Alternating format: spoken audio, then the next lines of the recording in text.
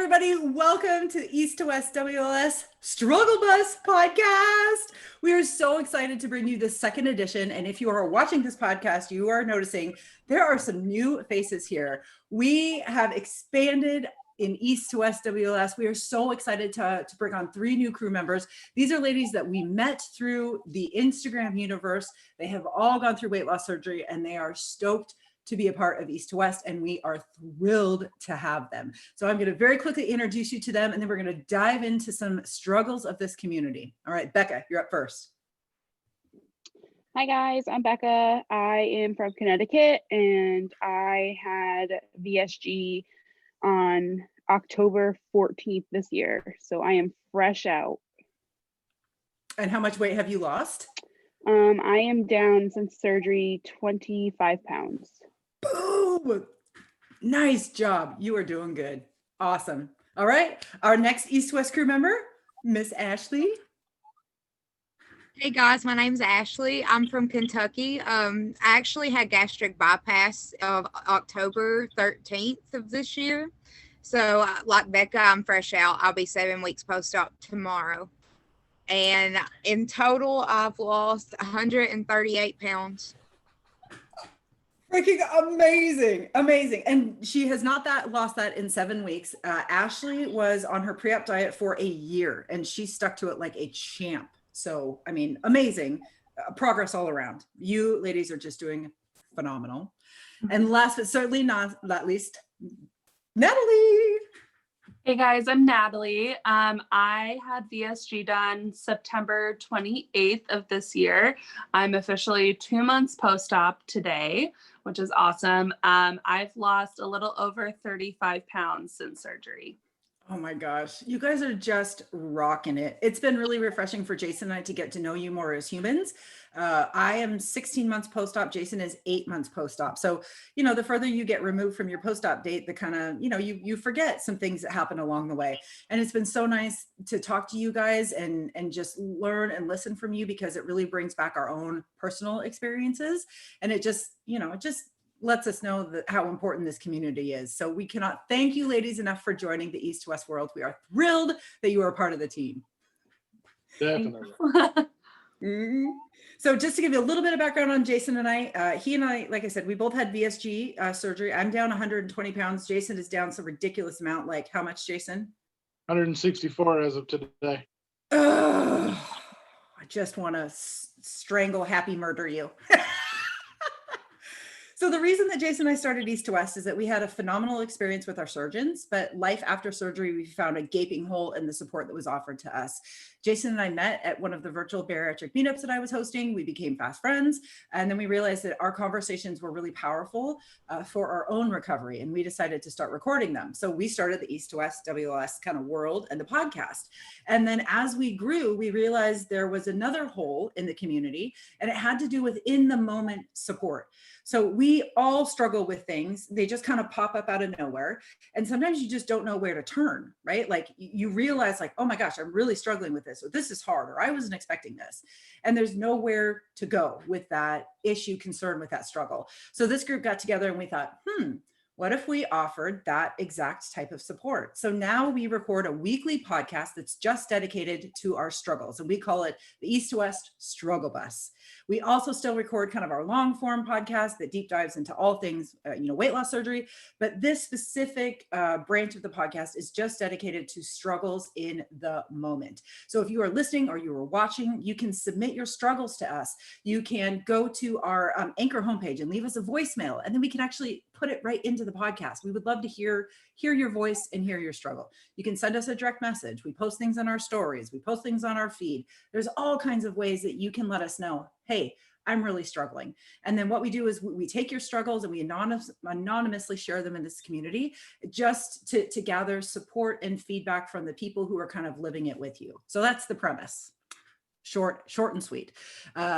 But like I said, if podcast is not your favorite modality of learning, we do record this in Zoom. So you can pop over to YouTube, search East, the number 2_WLS, and our beautiful YouTube channel will appear. And you should definitely be watching us because we're all adorable and we are very we talk a lot with our hands, and we're very filled with expression. So if you like to watch, I highly recommend that you check us out there. So, okay, enough of the fluff, time for the struggle. So somebody from our community a few days ago sent us a message and they said, hey, I am really struggling with sugar. All I want to do is eat sugar all the time. And they are post-op. And I think we can all, I see Jason nodding his head. Yes, we're all going, All right, team. So what type of support can we offer this person who is struggling to stop consuming so much sugar? First, they What need to know they're types? not alone, definitely, because we all struggle with that. Like everybody sees something they know they shouldn't eat and they really want to. A la myself on Thanksgiving when I had 3 pieces of pumpkin pie. Now, it took me like 4 hours to eat said 3 pieces of pumpkin pie, but never the one to quit. I sure powered through all 3 of them. So, it's Mama didn't raise no quitter over here. I got no quit in me. Nope. So it's definitely something that's going to come up. It's one of those things that we're all going to face at one time or another. It's really not even about if you give in to the craving to have it. It's really about how you bounce back from that really makes it, whether or not it's a kind of like what Wendy said in one of the times we've recorded with her, is whether or not it's a planned eating event or if it's really just a slip up in what you do. If you plan for that, like I did on Thanksgiving Day, you make alterations to your daily diet that are going to kind of pad that extra, sugar dose that you're going to have, or you spend the next couple of days going after to make up for it like I did. So Thanksgiving Day, as a result of my 3 pieces of pie, my ass gained 3 pounds. Well-deserved 3 pounds, but it was a pound per piece of pie, which I thought was kind of shitty. But you know what? I took it on the chin because that's what it is. Now, cut to today, I've lost 5 pounds versus the 3 that I originally gained. So you make those small adjustments and kind of just go on about the rest of your days, and you can get it back. It's not something that's the end of the world. It's not the end of your journey. You're not just going to, forego it all because you had a slip and had a little bit of sugar. Some people have to have that cutoff where they just can't do it at all to be able to keep forging on their journey. For those people, I would definitely say abstinence is the best way to do it. If you know that that's going to lead to a gateway of just slipping and sliding and you're just going to tumble all the way back to the bottom, don't do it, because it is not worth it.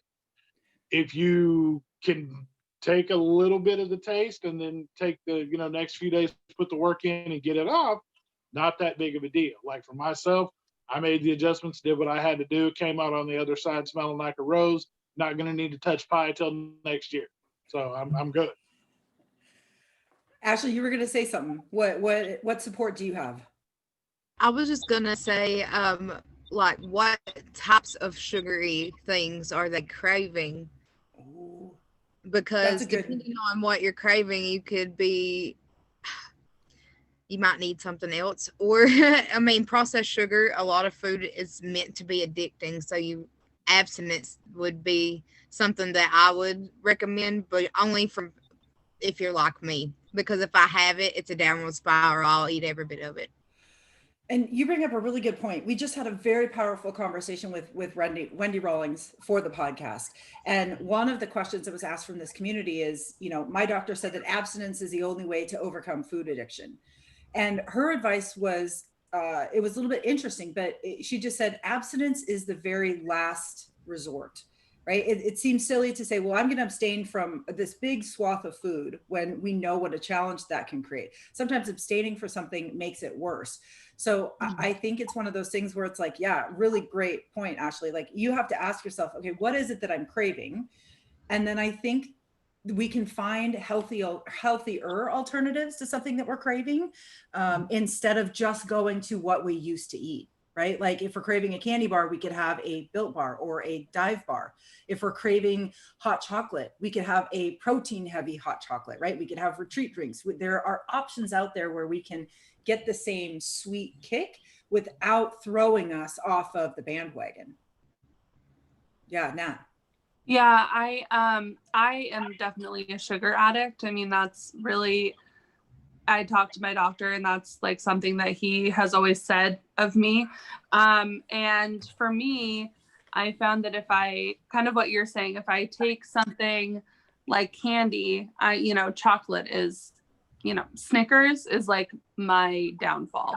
And if I can find something that still has the flavor profile, still, maybe tastes like a Snickers, it's not, it kind of tricks your brain into thinking that you're still having it.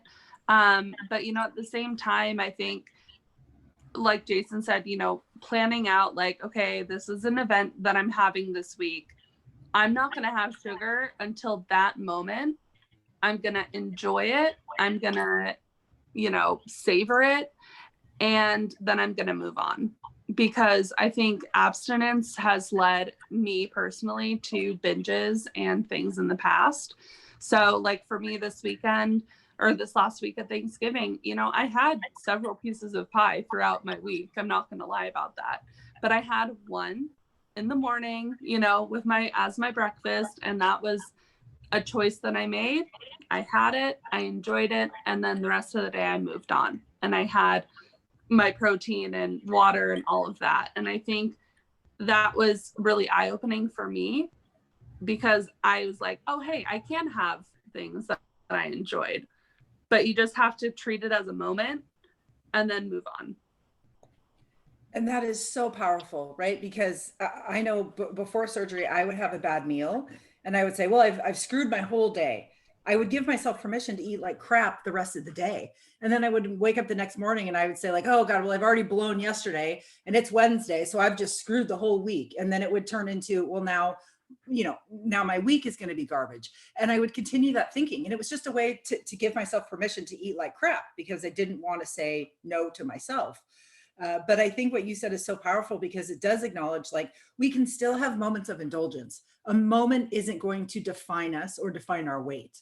But if we turn a moment into something we do every day, then those moments will absolutely define our lives and our identity and our weight. And I think when people are struggling, from based on her comment, I think it was her, it sounds like she's just like all day insatiable, right? Like that's all she wants.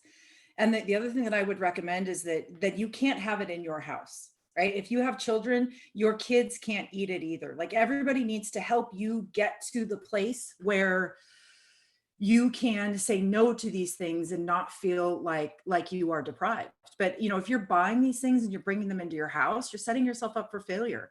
If you absolutely have to have them in your house, then you need to create some friction between you and that candy. Move it to a really hard place to get to. Keep it out of sight. Move it just out of sight, out of mind type of thing. Find ways to get some friction between you and whatever it is you want to consume. And like what you also said, Natalie, it's also super, super powerful to say those things. I'm not going to have this piece of candy now. I'm going to have it tonight, right? Or not today, tomorrow. So you're not saying I'm never going to have it. You're just putting some space between you and what you really want. And if you can just get that moment to say, not today, tomorrow, and then go and indulge in something that's sweet but bariatric friendly, that's a huge win. And even if you do that every other day, that's okay. I mean, it's better than doing it every moment of every day or 10 times a day, right? The goal is not 100% better right away. The goal is 1% better every single day. And I hope that that we're all nodding our heads. We're all living the struggle. You are not alone in this. And I think we covered some really great tips to help our community member. Awesome. Okay, our next struggle, and our next struggle actually hits really close to home, because two of our very own, Ashley and Becca, are struggling hardcore this week. So I just want to open up the floor to you two ladies and let us know what you're struggling with, and then let us support you. So Ashley, go ahead, go first. Okay, my biggest struggle has been meeting my water goals. I have been dehydrated since probably post-op week 2 of surgery. Right out of surgery, I was meeting my goals that my surgeon wanted me to, but then I guess in a sense, it became like just too much for me in a mental way, because I also have bipolar disorder, my medicine's not being absorbed as much as it would normally. And so I'm having back and forth episodes. So it's caused me just to kind of get in this mindset of, well, I don't care. And since I don't really feel thirsty, I just keep pushing it off. So it's like, I know I can meet my goal, but I kind of don't want to. Yes. Right. Well, and I mean, not only are you so fresh out of surgery, right? You just went through a major life change. You've got all that emotion crap that's coming with it. And then on top of that, you are also fighting a diagnosed situation, right? And it's medicated. So you're fighting against two tides that are coming at you with both fists. And I hope you know that no one is armed to deal with this, that you are building up this muscle in the moment, and you are doing great. The fact that you're still sitting there with water next to you. I mean, so it's not like you're there. And before we started recording, you said a little nugget of something that you had discovered about maybe why it's been such a struggle for you. Mental block. So tell us about that. What do you mean when you say mental block? I guess how would I describe it? Let's see. I know I can do it. I know why I should do it. I know all the benefits of it. But my thoughts, my negativity is just pulling me back into my old mindset. Therefore, I'm just like, well, tomorrow. I'll try again tomorrow. And the more I say that, the more I'll put it off. So even though I know I need to do it, so that's why I say it's a mental block. Mm-hmm. Well, and for those that don't know, you actually had to go to the hospital and receive IV fluids because of your dehydration right before Thanksgiving, right? Yes, right before Thanksgiving, I had to go get IV fluids. And they told me that if I didn't start hitting my goals, that it could be weekly, that I'd have to be in there, and it could be multiple times a week. And for some reason, just the mental aspect of it, I guess I'm hoping with me seeing my psychiatrist today and getting my medicine rearranged, that's going to help me get back to a more healthier state of mind. I don't want to say that it's okay not to do it's not okay for you not to drink your water, but it's okay to feel like you don't. Like, if you don't want to do it, it's okay to feel that way, if that makes sense. Well, You still need to drink your water, but it's valid for you not to want to do it. It's back to that age-old adage, it's okay to not be okay. Like it's okay for you to sit there and admit the fact that you're not okay and that you are struggling, because honestly, that's what the community is built on. And that's why we started what we've got going on here, specifically for that reason. Like, not only have we all been at a point where we were just like, yeah, I don't really feel like drinking or eating today. I don't really want to do that. You get to a point where you're full up. Like, I can tell you right now, I've been through plenty of days, just leading up to this week, where I was substituting drinking enough water for eating more meals. I would be like, oh, I should be drinking my water, but guess what? Going for another snack. So that's another 30 minutes. We're going to reset the clock. And it would be like 20 minutes into my 30 minutes. And I'd be like, yeah, but I want to eat this right now. So I do that. We'd restart the clock again. And where I should have about another 24 ounces of water down, I would be behind the curve because I wanted to eat another snack or eat another something, whatever I decided to eat at the time. So, I mean, the struggles happen, and it happens for everybody. But like you said, it just depends on whether or not we're able to catch it for ourselves. And if we're going to be honest with ourselves and say, you know, this really is a struggle and I really do need to correct what I'm doing before things get bad. And I do have to go for weekly IV fluids because I'm not hydrating myself the way I should. Exactly. And well, and over Thanksgiving, I definitely went and jumped on the hydro jug bandwagon. So I'm hoping that helps me get my fluid in, especially spending that much money on something. I'm like, I cannot not use it because that's a lot of money. So I'm hoping that's a motivating factor. And I will say, I'll be 7 weeks out tomorrow, and I do have another struggle, and that's being able to eat enough Um, I hit maybe 450 calories, and they're like, you're starving yourself. You need to eat like 800 calories. Mhm. So I find myself, like you mentioned, Jason, is I'm substituting all this time that I could be drinking, like, well, I really need to eat. I don't need to get malnourished too. So I'm using that as an excuse to eat more snacks, eat more meals. Like, well, I can do this because my nutritionist said that she was okay with me eating prepackaged protein snacks just because of the fact that I'll be eating something. Right. So I find that me focusing on eating is another reason why I've been slacking on drinking. So Beckett, you and I, or maybe all of us, were having a conversation earlier today. You were struggling with food too, right? You've Yeah. kind of gotten to the point where you're just like, oh my God, I'm just done with all of it. Yeah, I'm at the point where I'm like done with food, but also I want to eat all the food. The struggle is real. And legitimate. Yeah. and legitimate. So I'm gonna see if I can address both of these struggles in one fell swoop.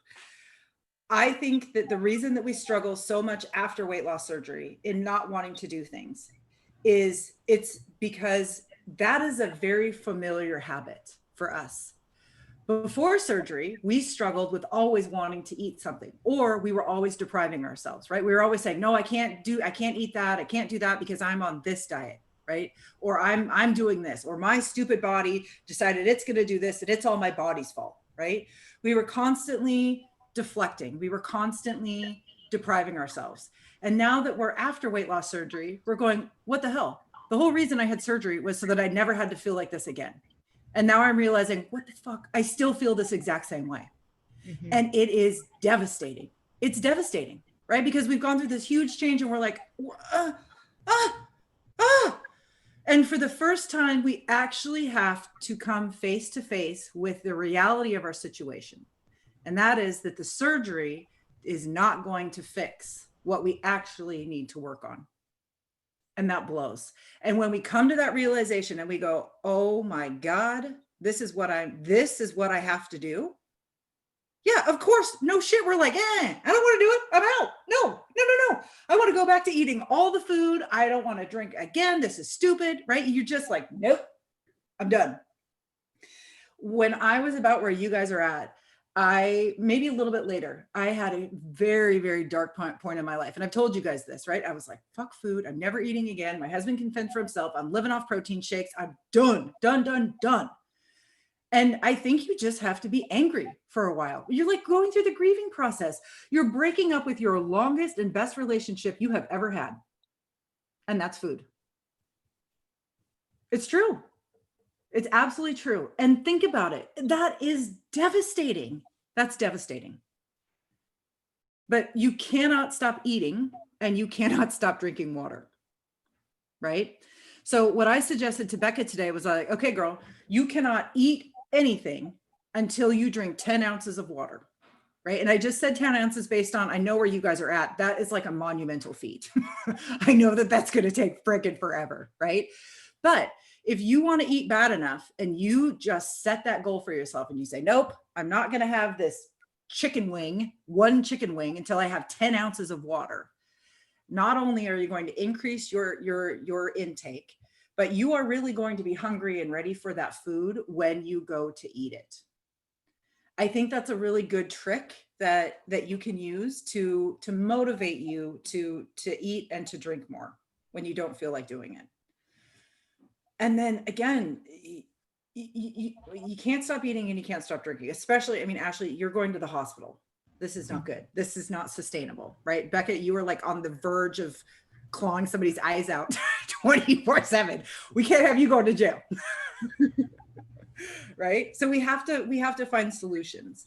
And I really do think that part of the solution is you guys have to do some serious sit downs with yourself. And you have to have a real honest and very painful conversation with yourself. And you got to cry it out. You got to write it out. You got to scratch it out. You got to get it out. And then acknowledge what your steps are going to be moving forward. How are you going to get in the brain space to drink the water that you need to do and eat the food that you need to do, right? Becca, you don't need to eat whatever it is you're craving. Why are you craving it? You don't need it, right? But you're feeling something is missing. You have a huge hole. You literally have a hole in your soul that used to be filled with food. And all you're wanting to do is fill. But you can't fill it that way anymore. So you got to fill it with relationships. You have to fill it with hobbies. You have to feel it with new learning, right? You have to fill it with things that bring you joy. But food ain't going to fix it. We even made that into a graphic. Food's not gonna fix it. And that sucks to admit because it fixed it before. So why can't I do it now? You can do it now.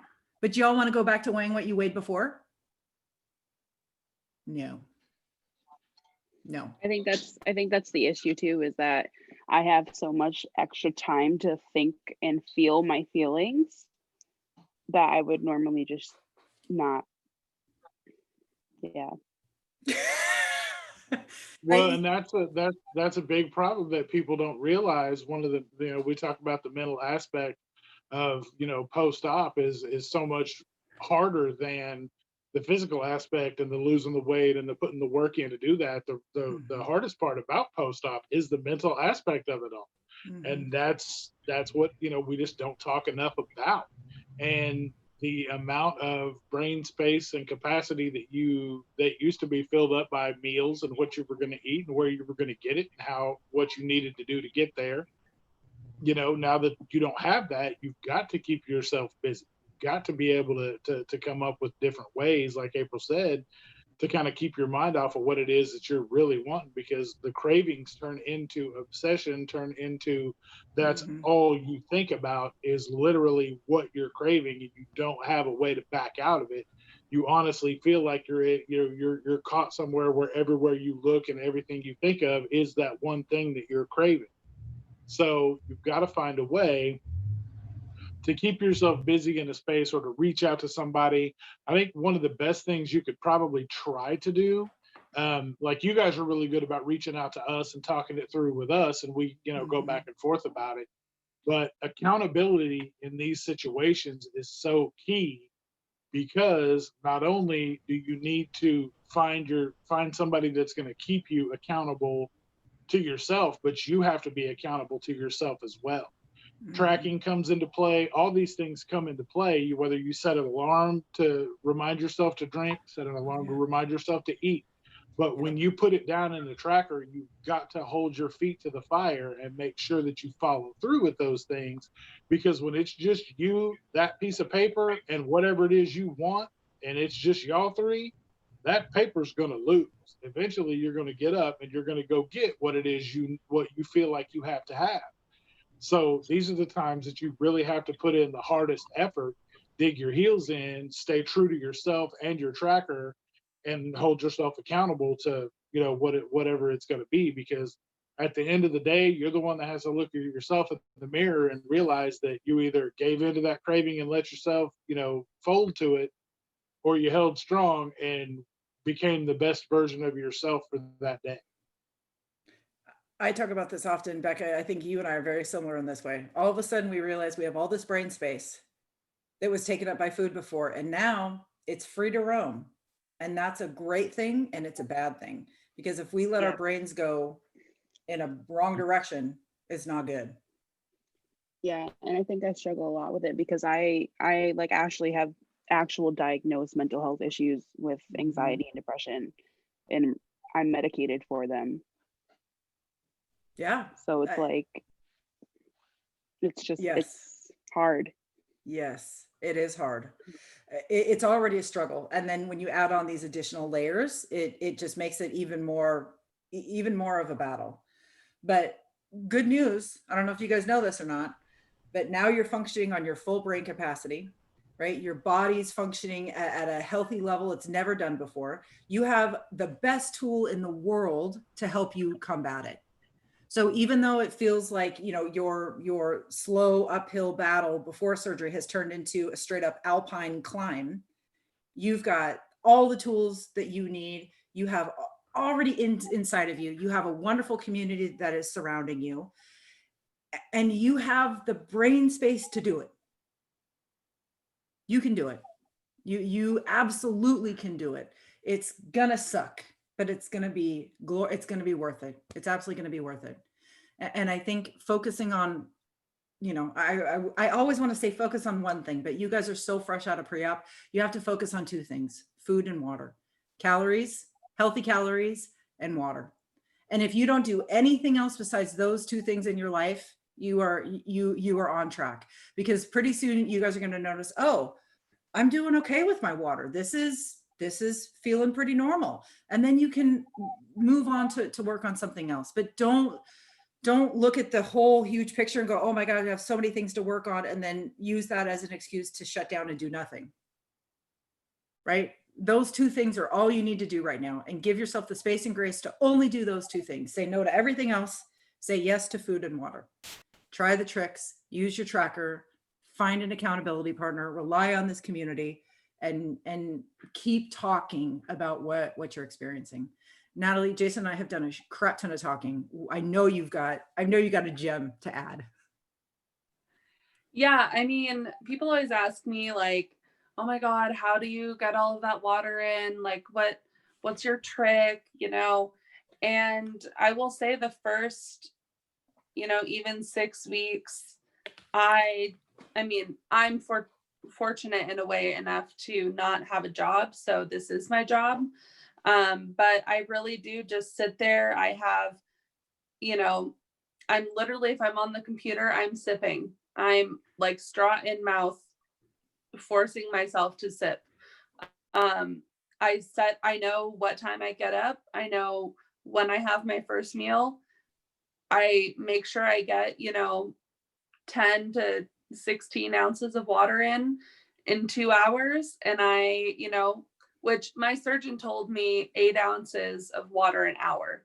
So that's, you know, what she told me. So I have that kind of measured in my brain.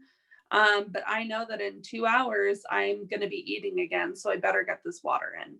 Like, I'm very regimented. I wasn't perfect this week, and it showed. I felt it. I was telling our little group message that I feel really dry and I feel like a raisin because I did not drink enough water. And I hate that feeling. So I'm paying for it now, you know, but yeah, I mean, for me, it was, you know, struggling with depression and anxiety as well. I just told myself, you have to do this. This is part of your job. You don't really get to choose not to do it. I just had tough love with myself. Hey, and sometimes that's what we need, right? And I really like your analogy about, you know, even if we're working or not working, this is your full-time job now. And it feels like a very heavy lift, because it is a very heavy lift. But I think Jason and I can attest to the lift gets lighter and lighter and lighter. And pretty soon it's no lift at all. You just have to, you just have to fight through it. So did you ladies, Becca and Ashley, did you guys hear something in this conversation that was beneficial? Did you hear something that you're going to try right now moving forward? Just with like Natalie mentioning that she knows like what time she wakes up, what time she eats. So I think getting myself on a schedule would probably help me out a whole lot more, because then I have more structure. Because I find when I don't, I'm all over the place, and I forget to do things. I don't do things. Yeah, my day runs like clockwork. I get up at 10 till 7 every single morning, and that's my time to get in my 10 ounces of like Gatorade Zero that I take my Miralax and stuff with. So I knock that out of the way first. Then I try to get 10 ounces of actual water down, an 11-ounce protein shake, all by 10:30, because I know by 10:30 I'm going to have my scrambled eggs, and then that's going to last me. I'll be back on the water train until 1:45 when I take my lunch, have whatever my small lunch is. Then I've got water the rest of the day until it's time for me to eat at like 5:30 or 6. Knock out, you know, my dinner, and then it's water the rest of the night. I try to get at least one more full 24 ounces in, if not, you know, that 24 bottle and then another half of that. before I go to bed that night. Ashley, are you a digital or an analog person? Would you rather set like reminders or set timers on your phone or on paper? Probably on paper, because I feel like if I have to put more effort into it, that I would do things more. So this is my personal bullet journal. This is how I plan out my day. I chunk things by the hour. And you could do something very similar to this. And you would literally schedule in, okay, this is when I'm drinking. This is when I'm focusing on water. This is when I'm focusing on food. And I just got a bullet journal, so that'll be good to. Oh, it's my favorite tool. Okay. Okay. Okay, good. Becca, how about you? Are you leaving with a new idea, fresh perspective? Yeah. It's still hard. Oh yeah, it definitely is. Yes. Well, how did you do today? Were you able to get in more water today?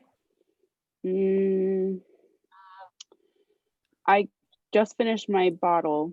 Nice. But I had 2 protein shakes today because I was kind of in a mood to just have protein shakes instead of food today.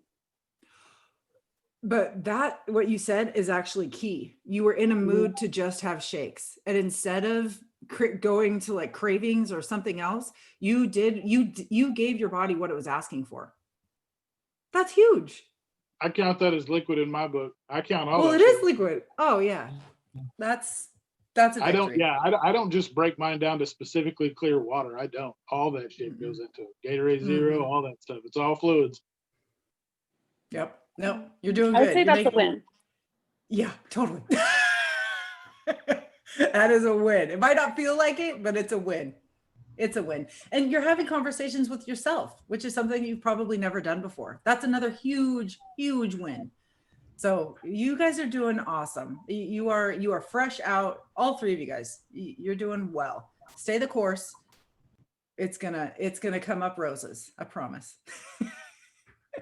All right, you guys, we did it. I feel like we addressed some struggles that are very common in our community. I'm glad that we got to get to that, to the one struggle that our community sent into us. So thank you guys so very much for listening. Thank you for watching. Huge thank you to the 3 beautiful ladies who have joined the East to West team. We would not be able to provide the support without you guys. And just so this community knows, we go live every Tuesday. I think we're switching it to 5 o'clock to do a struggle bus live with the community. So you can come on Instagram live. We have a question box. You can type in your question. We'll address it live and in the moment. We'll offer our feedback. We are just here to support you. And even if you just need to come by and say, hey, I got something to celebrate, we are thrilled to celebrate with you as well. We are here to talk about the good and the bad, the struggles and right, the ups and downs. So please come and join us, hang out with us. We're a very nice crew. We enjoy getting to know everybody. And that's 5 p.m. Pacific Standard Time for those of you that don't realize. Thank you. Yeah, super early for some, kind of late for others. We'll be here regardless. You guys come, hang out, just enjoy the Struggle Bus live episode because we have a lot of fun putting it on. We love trying to help you guys as much as we can, and we appreciate all the support that we're getting, not only for this but for everything else that we're doing. And we really appreciate it. Yep. If you guys like what you're seeing or hearing, please like, share, subscribe to our YouTube channel, to our podcast feed. Leave us a written review, leave us a rating, comment. Our whole goal here is to produce things and content that are valuable to you. We just want to add value to your life. So if we're doing that, let us know. And if there's something that you would like to see us address or talk or shed some light on, let us know as well. We are here for you. That's our sole goal in life, is to make sure that you are supported in the way that you need it. All right, you guys, that was a kick-ass episode. I'm feeling very good about the struggle. Yes, ma'am. All right, Jason, you want to take us out? I do. Just remember, you guys, struggles are normal. We all have them. Everybody's, nobody's alone in this. There's resources you can reach out to. Please reach out to any of us. Our Instagram handles are in the bottom of the screen for those of you watching on YouTube. Reach out to the East to West page. East to West _WLS on Instagram. Just hit our direct message there. We'll be more than happy to respond to you and let you know kind of how we feel about the situation. And just remember that you've got this and we've got you, and we'll see you next time. Awesome. Thanks, guys. See you Bye-bye. soon.